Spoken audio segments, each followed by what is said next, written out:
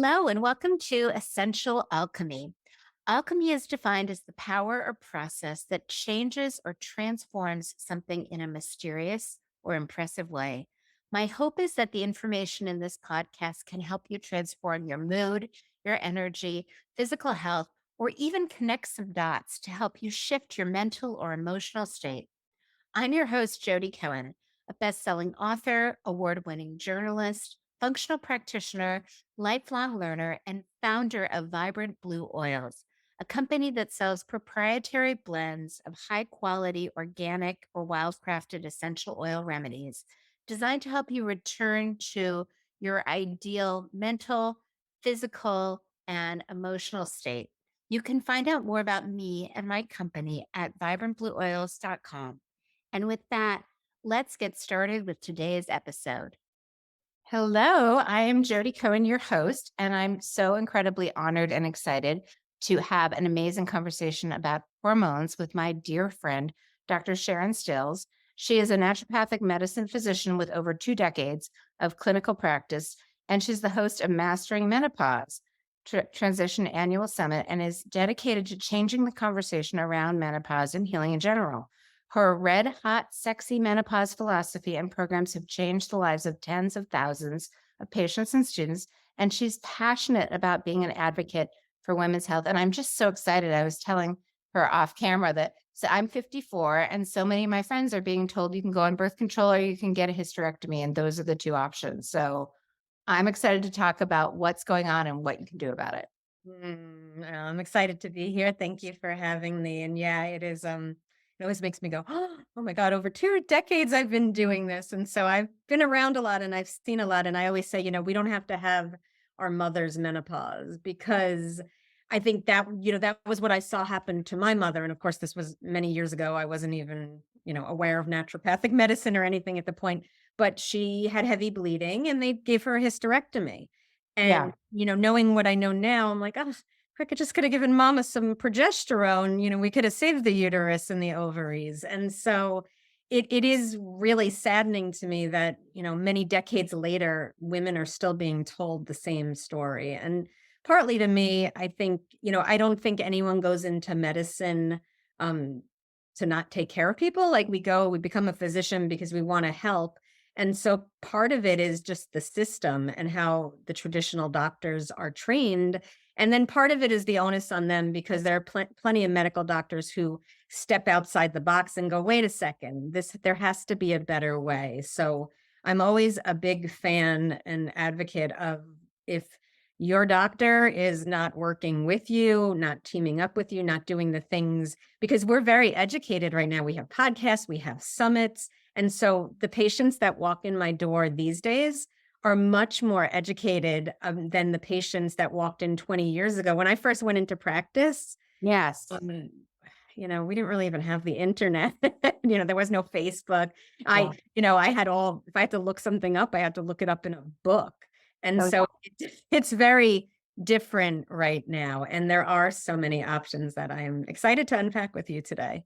No, I'm thrilled. So for anyone who's listening who maybe is like early in menopause, if you can just give a brief, a definition of perimenopause, menopause, some of the symptoms they might be experiencing, just, so that maybe they recognize themselves in the symptoms.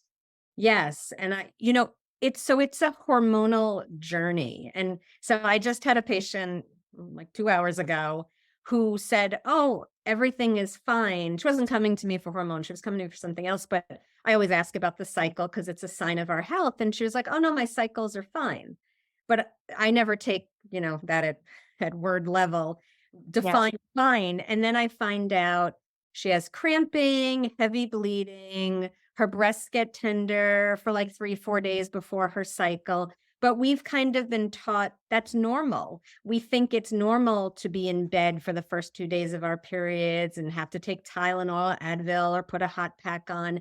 And so our hormonal journey starts from the onset of menses when we are, 10, 11, 12, whatever age it is. It seems to be getting earlier these days because there's so many exogenous external hormonal influences that are bringing puberty on earlier, unfortunately.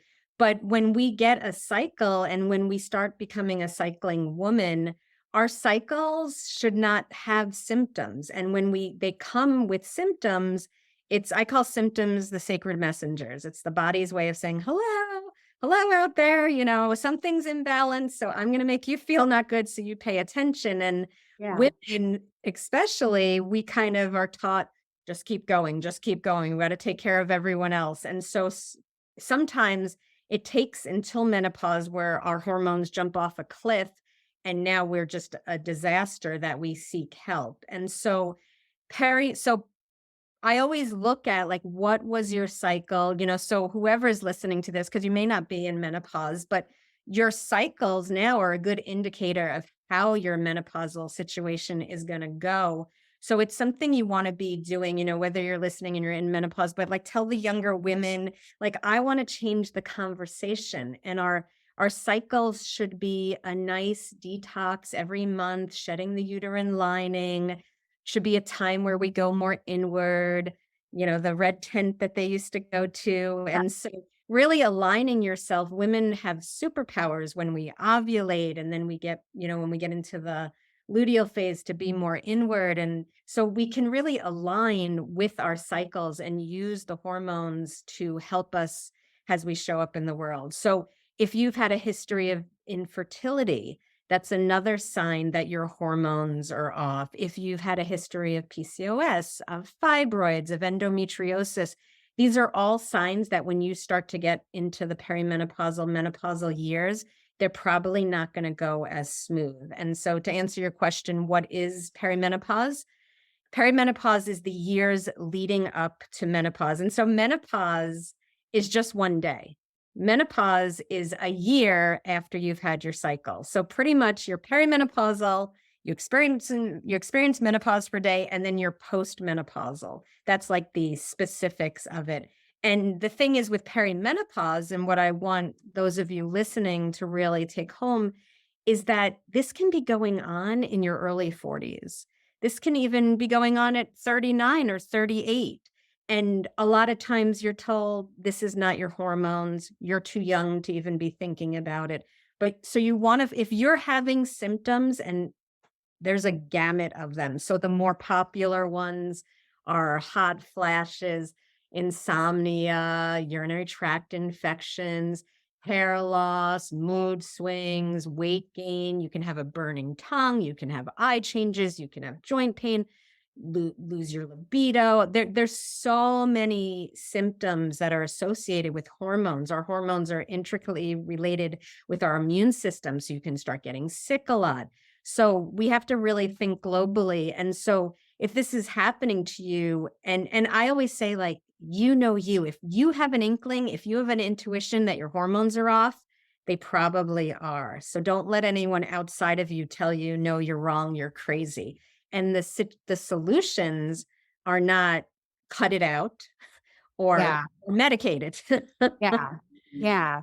No, I love that. And I really love that we do normalize period symptoms, like, oh, I'm craving chocolate because I'm getting my period, or, oh, I'm kind of like, you know, I must be getting my cycle. Like we all just assume that that's just the way it is. Right. Yeah, it's been normalized, and it's not normal. It may be common, but it's Yeah. not normal. And so we have to start thinking about it like that. And I see it all the time where we don't think it's an issue that we have migraines or headaches. Well, it's just, the first 3 days of my period. But that is a sign that the hormones are out of balance. And so perimenopause, the other thing I just want to say is it's kind of like a roller coaster. Yes. Some days you may feel great and some days you may not. And the roller coaster is your hormones. And estrogen can be really high and it can be really low. And it depends when you catch it. So testing can be very confusing during the perimenopausal time, Uh, because if I do a test on you and you're at the top of the roller coaster, I might be like, no, your estrogen's fine. You have plenty.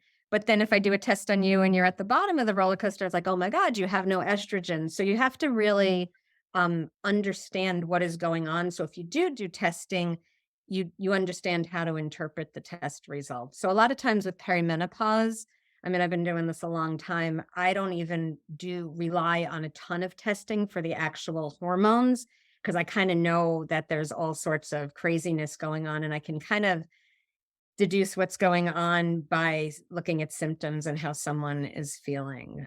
So So, typically, so the Dutch test is just capturing that flash in time that could be either at the top or the bottom. if you're perimenopausal, and I don't do dried urine testing. I do actual urine collection of 24 hours. So I get much more accurate results. You have to collect your urine in a jug for 24 hours, but the results, it's been shown, are much more reliable than dried urine, which is better than just relying on a blood test or not testing at all. Um, Right. so there's many different ways to test. Um, and what was I gonna say?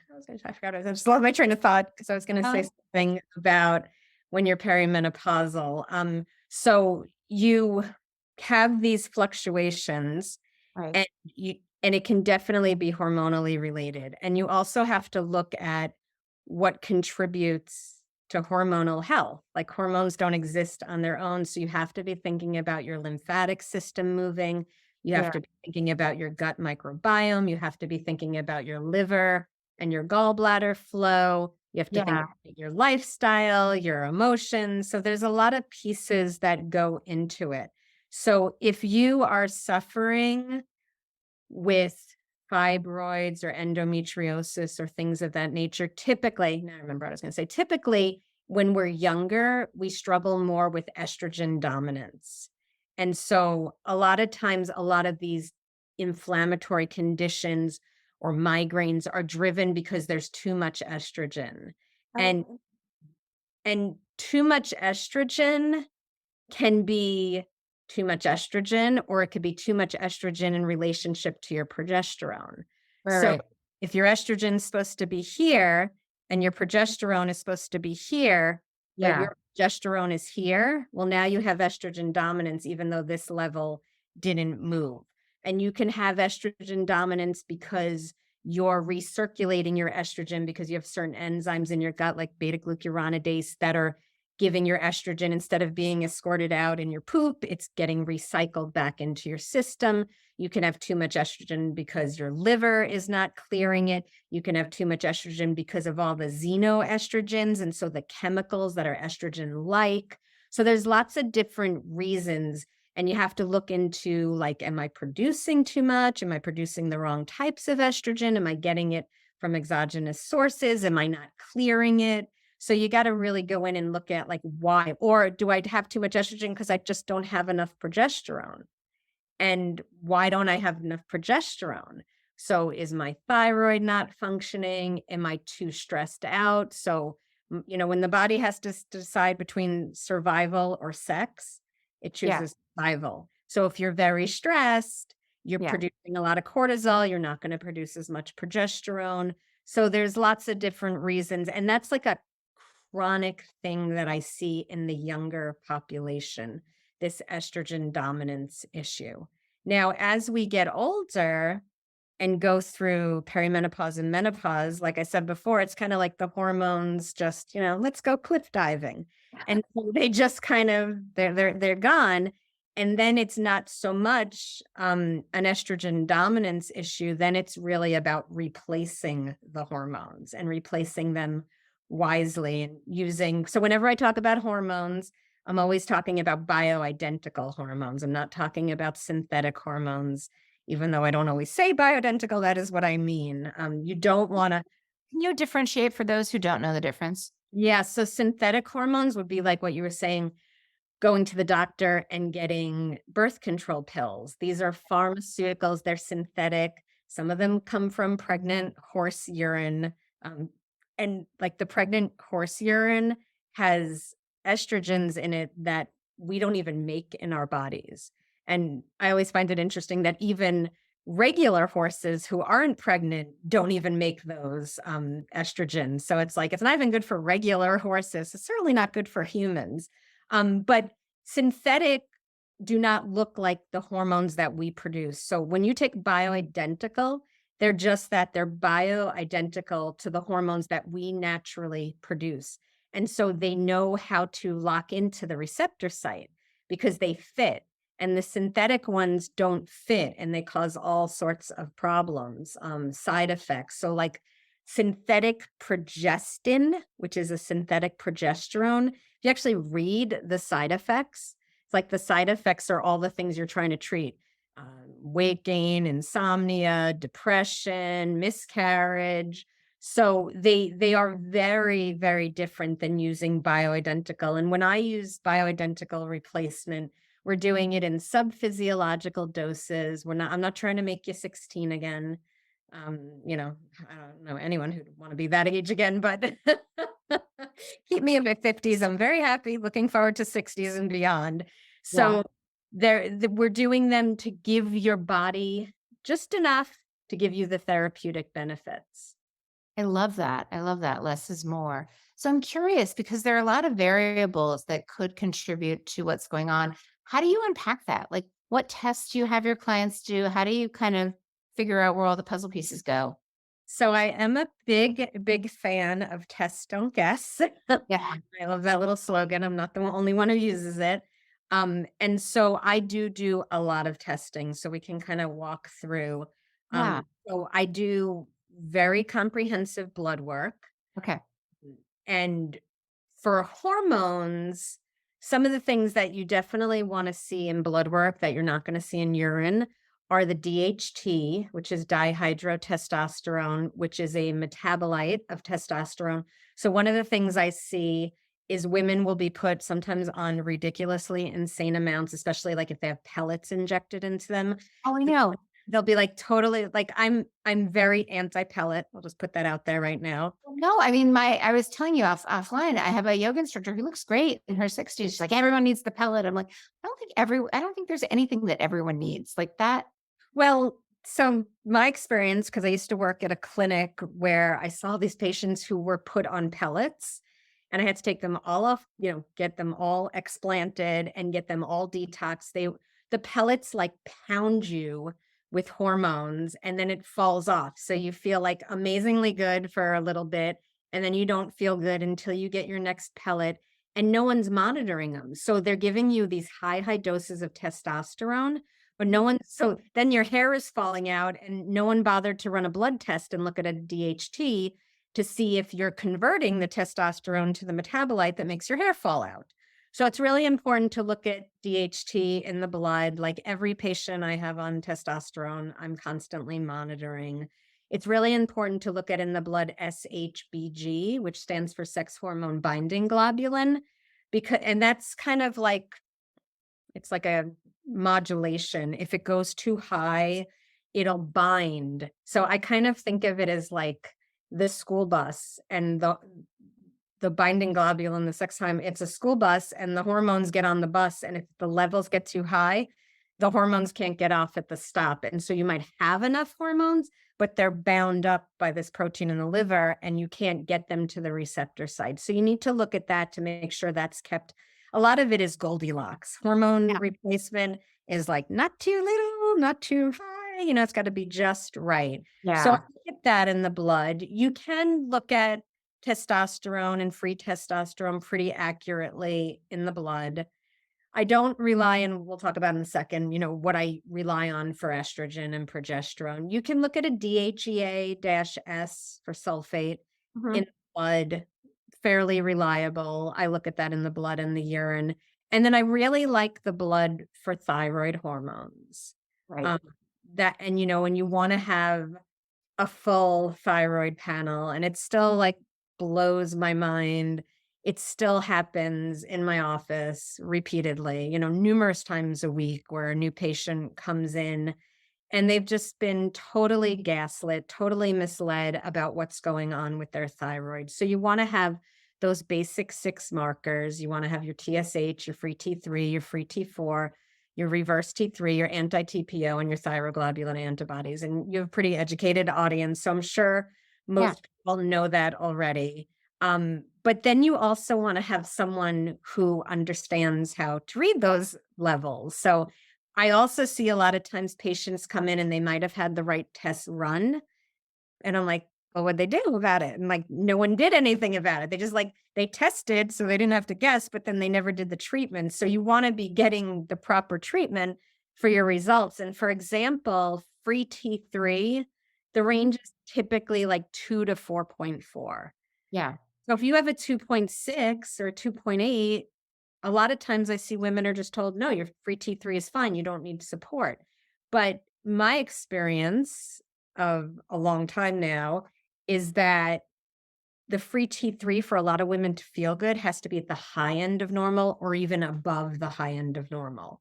And so you really need to like I work with my patients and I'm like, you know your body, you have some symptoms, we get feedback. Like it's wonderful when the test lab results match, what you're feeling, but I'm most first and foremost concerned with how you're feeling.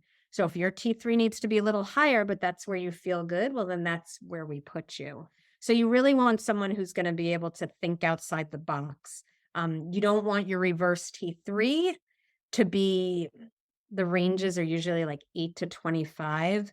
I don't like to see that higher than like 12 or 13. And if it's getting higher than that, you have to be thinking, why is the body putting the brakes on the thyroid? And it could be multiple reasons from stress or heavy metals or co-infections from Lyme or mycotoxins. So you have to do a little digging and see what's going on. But you wouldn't want to give someone, I see this all the time too, you wouldn't want to give someone even natural thyroid hormone that has T4 in it to someone who has a higher reverse T3 because you're just going to make the reverse T3 higher. So then you want to just go and give some regular T3. So it really, and then if you have antibodies against your thyroid, then it become like, then it's, I see this also all the time where someone has Hashimoto's or they have high thyroid antibodies and they're just given some thyroid hormone and no one does anything about the fact that their thyroid is being attacked by their body. And so yes, you might need some thyroid hormone support,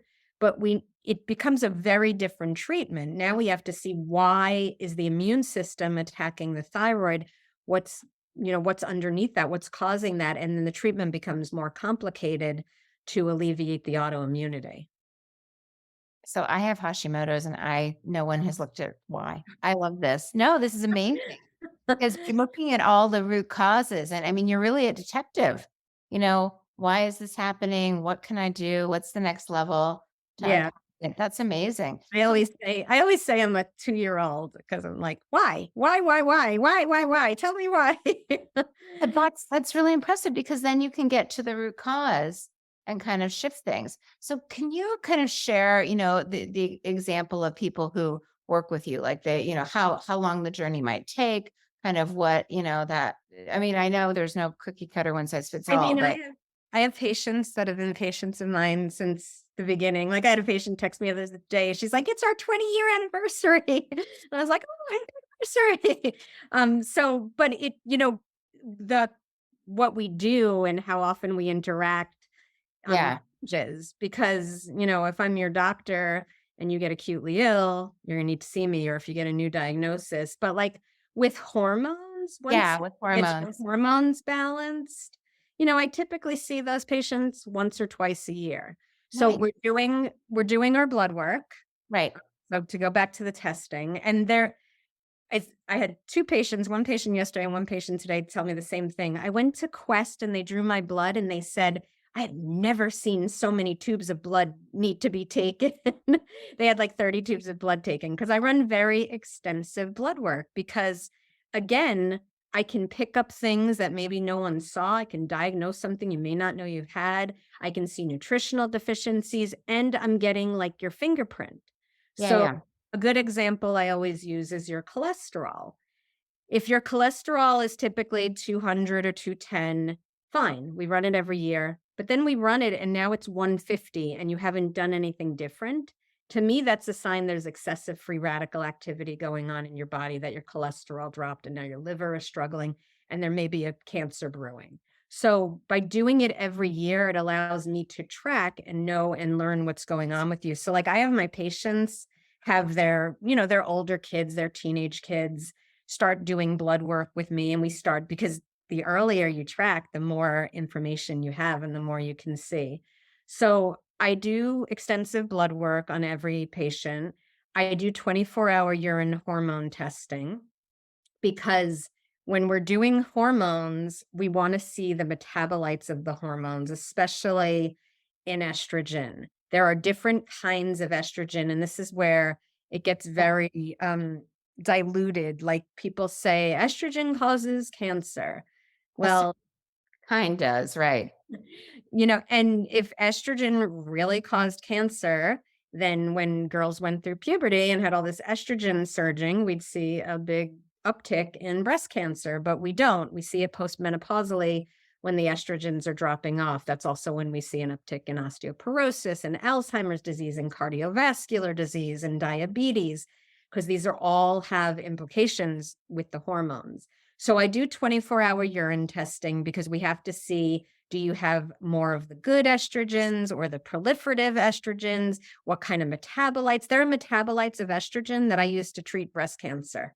There are metabolites of estrogen that can cause DNA damage. So we really want to get the whole picture and see what's going on and see over a 24-hour year period what you're metabolizing and what you're releasing. So that's really, really important. If someone is measuring your hormones that you're on in saliva or in blood, you're not getting accurate results, you're not getting accurate monitoring, and often you're being told your levels are too high and you have to reduce what you're taking when that's not the case. So that's a really important piece of monitoring hormones. I also monitor cortisol levels in saliva, like with 24-hour samples, so we can really see what your cortisol is doing when. And it's really, yeah, just right before you, I had a patient, and I was so sure that her cortisol was flatlined. And then I did her test, and I was like, "Oh, well, I was wrong. It wasn't. It was like the total opposite of what I thought it was gonna be." And so it's a good example of why we test and we Yes. don't test, and especially with cortisol, because cortisol, can the symptoms can be low or high cortisol. And we always hear and we always, oh, high cortisol. But I'll tell you, like, at least 50% of my patients I check, their problem is not high cortisol. They've already burned through their cortisol and now it's crashed and now they're just flatlined. And they actually need some bioidentical cortisol to bring them back on board and to make them feel better. Oh, nice. They're running on fumes. Yeah. Yeah. So there's a great book called The Safe Uses of Cortisol by William Jeffries. I don't know if it's still available, but it's a fantastic book. And he really gets into all the uses of bioidentical cortisol and what a game changer it is. And on that note, I kind of want to give people hope because you said we were talking offline. I was kind of sharing some of my symptoms, and you're like, we can fix that. Are you able to fix things? Like all of the, I mean, that's another thing that we normalize. Like, oh, you turn whatever age, and this just happens, and that's just what age is. Yeah. And I don't think I'd still be practicing if I wasn't, fixing or Yeah. balancing things. Yeah, this is all, and I'm like, we're gonna get you to a 10 or at least a high 9. I don't settle for, well, I've because I see that too. Like, I see patients come in and maybe they're on hormones and they're like, well, I was like at a 0 and now I'm at a 3 and I've just been here for 5 years and this is where they've left me. And I'm like, "Ah, no, that is not acceptable." Like, I want to see women thrive and feel good. Like, as we are aging, we are like powerful beings and we have a lot to give and offer to the world. And we need our physical vessel to be balanced so that we can be creative, that we can have energy, that we can have joy in our lives. And I was talking about this morning. I really I want us to be the generation that our kids and our grandkids look at and they don't think it's weird that, an 85-year-old is out hiking a mountain. Because we look at that now and when we see that we think, "Oh my god, look at her. That's amazing." But that is normal. It's just not Yeah. common. Yes. No, I totally agree. And for anyone who's listening who wants to work with you, how can they find you? Um, drstills.com is my website. I'm pretty findable. Oh, Yeah, great. Yeah, you could just go to my website. It's probably the easiest way. And is there anything that we haven't touched on that you feel is important for people to know? My gosh, yeah, a lot. Okay. I didn't even I got through like some of the basic tests. I mean, I won't go deep into them, but like I also do stool testing so we can look at the microbiome. I do heavy metal testing so we can see where your heavy metal load is. I do iodine testing to see if you're deficient in iodine, which has a big impact on your thyroid and your breast.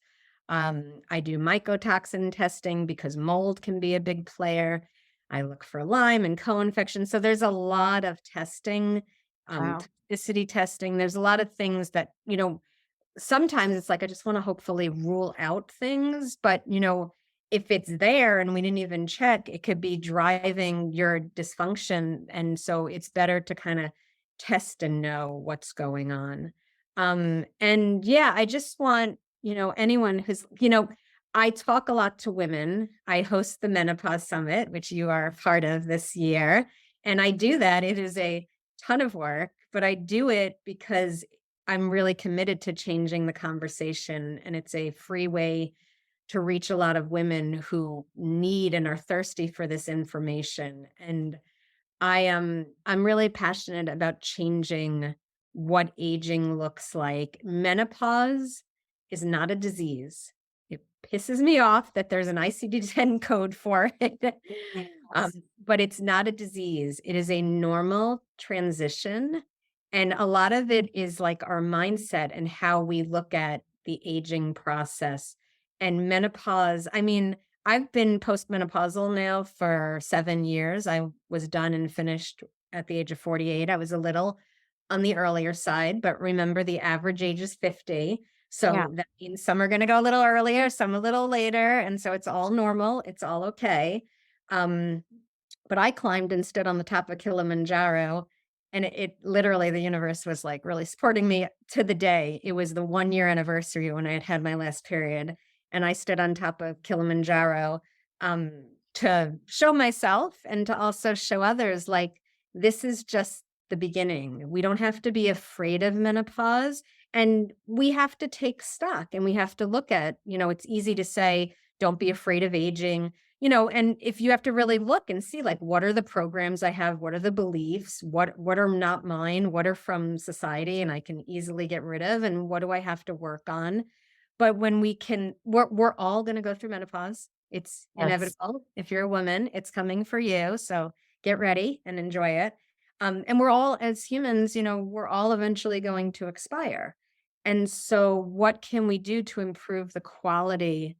It's not just the quantity, but it's also the quality of our life. And if we live healthy, if we eat right, move our body, have community, have love, have joy, have passion, have balanced hormones, then we Yes. can step into this sacred second act and really rock it and start a new business or learn to paint or learn to dance or travel or do whatever you want. Sit and be still and be meditative.